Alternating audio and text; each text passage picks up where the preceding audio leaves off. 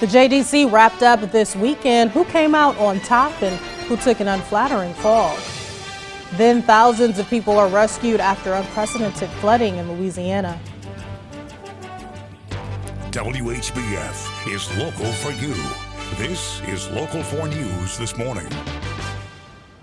Good morning and thanks for watching Local 4 News this morning. I'm Scarlett. The biggest weekend in the Quad Cities has come to an end and Ryan Moore is named the champion of the 46th John Deere Classic.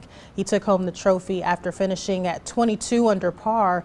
It's Moore's 5th career PGA Tour win and his first John Deere Classic title. Now that it's over, volunteers are reflecting on just how crazy the week was. They worked through the heat, the rain, and the long hours. But as Local 4's Carrie Keene reports, none of that dampened spirits at TPC Deere Run. It seemed like there was one story this week at the John Deere Classic: weather. Starting with Pro-Am Day Wednesday, the heat was close to unbearable. Quite a few of the caddies go down with heat stroke. And then we had our committee, who supplies the caddies for the Pro-Am Day, committee chairs and other volunteers had to go out and caddy. The volunteers didn't just handle the heat, but they handled torrential downpours as well. They turned the course around pretty fast, got everybody out, within a couple of hours after that, and the crews that work on the grounds do a great job of turning it around really fast when it rains. After falling behind, they continued to stick it out with long days. Some golfers played 36 holes Saturday night, well into evening hours, and every volunteer was there. They have the big monitor down on 18, and when they were putting out, the last group, you could see the players' shadows on the green. So that was pretty neat, but I've never seen them do it that late and that dark. The weather didn't scare the fans away either. First time at a professional golf tournament, it was pretty amazing to watch some good golfers, not just how we golf, just to see how the other half does it. Friends, family, and a good golf game were just what the fans came out for. You could focus in on that and you could kind of just let the workday kind of just go away and you just relax and just focus on your friends and just seeing nice families out here. Kind of just gives you a new perspective and just makes you feel, it's like, wow, it's a great time to be, living and being a part of everybody and having some good friends. Carrie Keene, Local 4 News.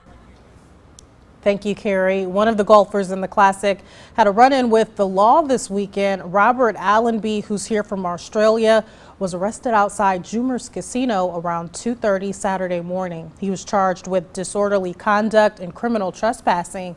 Rock Island County State's Attorney John McGehee says Allenby likely was booked and bonded out right away without serving any jail time. A motorcyclist has died after a traffic incident on Interstate 80. That happened just after 1 Sunday afternoon. Illinois State Police say a moving company's box truck was driving on I-80 west through a construction zone in Kelowna, and a motorcyclist was merging onto the highway at the Cleveland Road ramp when the two collided. Authorities have not released the motorcyclist's name. Traffic was rerouted for hours as troopers cleared the scene and investigated the crash. That highway is back open this morning. And in East Peoria, a pedestrian was killed Sunday in an accident involving an Illinois State trooper. It happened around 4 yesterday morning. Illinois State Police say the victim was walking in the middle of an unlit stretch of the road. They say the trooper did not have time to react before hitting the person. That trooper was not injured, but was taken to the hospital to be examined. No information on the victim has been released at this time. More arrests overnight in Milwaukee after 2 days of unrest following a fatal police shooting. Last night's troubles started when protesters swarmed a police station. As Reed Binion reports, the hours that followed resulted in an officer being hospitalized, at least one shooting, and a car set on fire. I hereby declare this assembly to be unlawful and hereby order you to disperse. Protests in Milwaukee intensifying Sunday night into Monday morning, with shots fired in multiple locations. Police say they used an armored vehicle to rescue one shooting victim who was rushed to the hospital. An officer was also hospitalized after rocks were hurled at a squad car, shattering the windshield. The violence coming after 17 people were arrested the previous evening. Protesters torching several businesses, including a gas station. The fury that erupted Saturday came just hours after the police shooting death of 23-year-old Sylville Smith. Police say Smith and another another person took off on foot after being pulled over at a traffic stop. One officer opened fire when police say Smith ignored orders to put down his gun, a gun that police say was loaded. Milwaukee Mayor Tom Barrett says police body camera footage of the incident showed Smith holding the gun. As for when the public will see the footage, that isn't yet clear. I don't think there's anybody in the country that's released a body-worn camera of an officer-involved shooting in 24 hours or 36 hours. I think Chicago set the modern record with a week. Beyond the footage, protesters say issues of violence, inequality, and oppression need addressing too. I'm Reed Binion reporting. Out west, hundreds of firefighters are battling a massive wildfire in Northern California. The Clayton Fire north of San Francisco exploded yesterday, burning through the town's main street. The blaze is burning in the same area where wildfire last year at this time killed 4 people and burned 1,300 homes. President Obama has declared parts of Louisiana major disaster areas after historic flooding over the weekend.